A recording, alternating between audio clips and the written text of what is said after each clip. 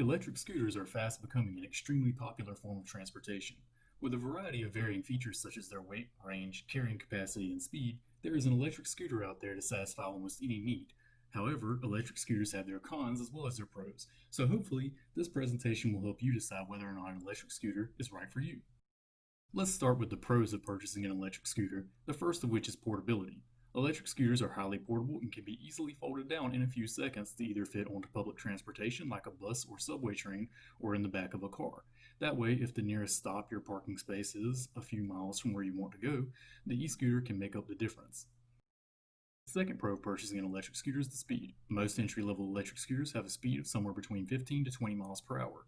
While that might not seem like all that fast, the average cyclist only goes about 12 miles per hour, and that's with putting in constant pedaling.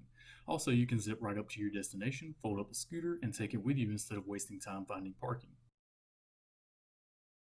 The next pro of purchasing an electric scooter is the price. To get an entry-level electric scooter that's actually worth buying, you're looking at around $400. You also don't need to purchase gas or insurance for an electric scooter, and they use less than 50 cents worth of electricity to charge, and they are almost maintenance free. Compare that with other forms of transport that cost you hundreds of dollars each month for gas, maintenance, and insurance. Another pro of purchasing an electric scooter is that it's much better than renting one through an app like Bird or Lime. Going back to price again, the average trip on a rental scooter ends up costing someone almost $4. The same trip on a personally owned electric scooter would only cost a few cents worth of electricity.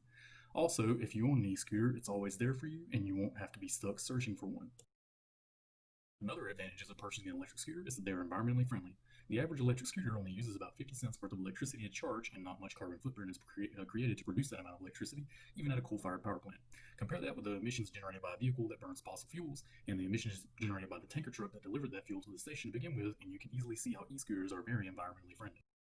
The final and most significant pro of owning an electric scooter is that you aren't the power source. Since most electric scooters produced nowadays have fairly efficient electric motors and good sized lithium ion batteries that can get you wherever you need to go in your city with no additional effort on your part. That means that on a hot day in Florida, you're not going to be sweating profusely trying to pedal a bicycle. Most electric scooters have a tire size of 8 to 10 inches, which brings me to the first con of purchasing an electric scooter, which is, of course, the tire size. Being that the tires on an electric scooter are so much smaller when compared to other personal transportation devices like a bicycle, much smaller disruptions in the surface of the road or pavement can cause you to lose control of the scooter. Another con of electric scooters is your visibility while riding them. The lights on most electric scooters are low down more towards the deck of the scooter, so even with your lights turned on, it can be difficult for drivers to see you at night. It can also be harder for drivers to see you during the day due to your smaller form factor, but as long as you stick to sidewalks and bike lanes, you should be okay. Now that you know the pros and cons of electric scooters, it's time to see which e-scooters are right for your budget. First, if you're looking for an entry-level electric scooter at a low price point, then the Xiaomi Mi 365 is probably the right choice for you. It normally retails for around $400, but is selling on Amazon for $600 as of this recording. With a tested range of 18.5 miles and a speed of 15.5 miles per hour, you can't go wrong at this price point. If you're looking for a bit more robust scooter in the $800 to $1,200 range, then you should probably check out minimotorsusa.com, as they have several high-performing electric scooters. At that price point, the most notable of which is the Speedway Leggera, which has a top speed of 28 miles per hour and can travel 30 miles before needing to be recharged. It also features ABS braking and can carry a rider weighing up to 265 pounds without suffering a loss in performance. If you're looking to spend the most that I would personally put into an electric scooter, then check out the Cabo Mantis coming in at $1,600. At this price, you get what you pay for because the Mantis has an impressive 40-mile range and can go a blazing speed of 40 miles per hour, carrying a rider weighing up to 260 pounds without a loss in performance. This e-scooter is not very portable though, weighing in at 60 pounds itself. Now that you've seen a few of my recommendations for electric scooters at different price points, let's talk about a few features you need to consider when purchasing an electric scooter.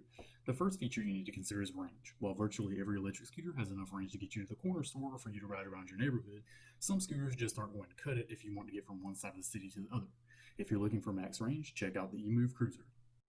The next feature you need to consider as a prospective buyer of an electric scooter is portability. The maximum a scooter should weigh that I consider portable is around 45 pounds. While there are some electric scooters out there with very impressive features, many of those are going to weigh well over 45 pounds. Take the Dualtron X from Mini Motors, for example. It has a range of 93 miles and a blistering 55 mile per hour top speed, but weighs a whopping 143 pounds.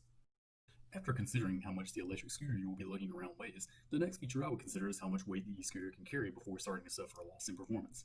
I weigh about 170 pounds, and when you add my backpack with my laptop and accessories, that brings my total weight up to around 180 to 185 pounds. Most e-scooters I have seen can carry 220 pounds without a loss in performance, so just something to keep in mind.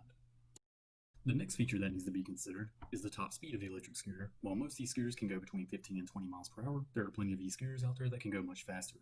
There is a community of e-scooter enthusiasts in Singapore that mod their e-scooters to go as fast as possible, with one reaching a speed of 87 miles per hour. 20 miles per hour is as comfortable as most people feel going, so just something to keep in mind. Another feature that needs attention when purchasing an e-scooter is the tires. Pneumatic air-filled tires provide more comfortable and stable ride, but they need light maintenance and can get a flat. Solid tires absorb much less shock, making for a less comfortable ride, but they are pretty much maintenance-free and you don't have to worry about potentially getting a flat. There is also tire size to consider, but all you need to know for that is the bigger, the better. One of the more important features to consider on an electric scooter is the motor. Entry-level e-scooters typically have 250 to 300 watt single motor, which is fine for mostly flat terrain. However, if you have a lot of hilly terrain in your area, you may want to consider getting an e-scooter with at least 500 watt front and rear motors, as this will allow the scooter to go up steeper gradients much more easily. An extremely important feature to consider when buying an electric scooter is the battery. You want to make sure the battery is manufactured by a reputable brand like LG, Panasonic, or Samsung, so you get as many charge cycles as possible out of your battery. A lot of Chinese-made e-scooters don't have reliable batteries as they use that as a way to cut costs. The only Chinese brand I would go with is Xiaomi.